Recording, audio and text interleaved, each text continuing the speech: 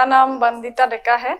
मैं आसाम की रहने वाली हूँ। मेरे गांव का नाम है जागारा और मेरे डिस्ट्रिक्ट का नाम है नलबारी। और मैं एरेका फाइबर वेस्ट के ऊपर काम कर रही हूँ, जहाँ पे हम लोग एक फाइबर एक्सट्रैक्शन मशीन बना रहे हैं, जिससे एरेका फाइबर एक्सट्रैक्ट होगा और उस फाइबर को हम अलग अलग प्रोडक्ट के लिए यूज़ कर पाएंगे। इससे फार्मर का इनकम ज़्यादा होगा।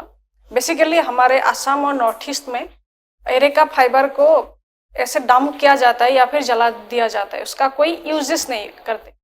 तो हम चाहते हैं कि हम वो मशीन बनाएं ताकि फार्मर्स उस फाइबर को यूज कर पाए और उस फाइबर से थोड़ा एडिशनल इनकम जनरेट कर पाए। क्योंकि कभी कभी क्या होता है कि बेtel नट का प्राइस डाउन हो जाता है, तो अगर फाइबर भी काम आएगा, जैसे कोकोनट का फाइबर भी काम आता है, इसीलिए कोकोनट का प्राइस हाई रहता है, उसका फाइबर के लिए भी उसको सेल किया जाता है।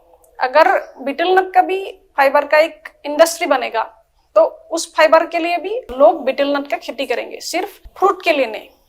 तो हम लोग बेसिकली उसी कॉन्सेप्ट के ऊपर काम कर रहे हैं, जिसमें हमारा मोटिव ये है कि हम पहले मशीन बनाएंगे। जब मशीन बन जाएगा फिर हम फार्मर से फाइबर को बाईबैक करेंगे ताकि फार्मर को बेचने में दिक्कत ना हो। हम लोगों का बीटल नट का फार्म है, मैं खुद गांव से हूँ, तो हमारे वहां पे इसका खेती बहुत होता है।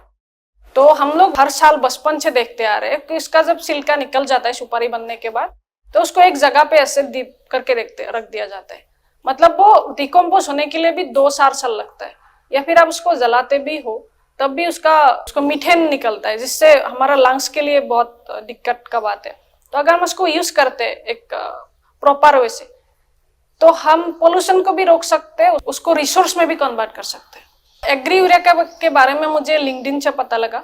मैंने इसका पेज फॉलो करके रखा था और मुझे पता लगा था कि मैंने एग्री सेक्टर में बहुत अच्छा काम कर रहे हैं। मैं अगर कुछ नया कुछ बना रही हूँ जिससे मुझे मेंटरशिप चाहिए, गाइडेंस चाहिए, तो मुझे वहाँ के अलग स्टार्टअप से मुझे पता लगा था मैनेज से मुझे वो चीज मिल सकता है। मेनली मेंटरशिप मिल सकता है, मशीन को कैसे रिफाइन कर सकते, फाइबर को कैसे रिफाइन कर सकते, फार्मर्स के पास कैसे पहुंचना है। फिर हमने मशीन बना भी लिया, फिर हम फार्मर्स को कैसे कनेक्ट कर पाएंगे, वो वाला चीज हमें मदद कर सकता है। इसीलिए मैंने इस आइडिया कंपटीशन में अप्लाई किया।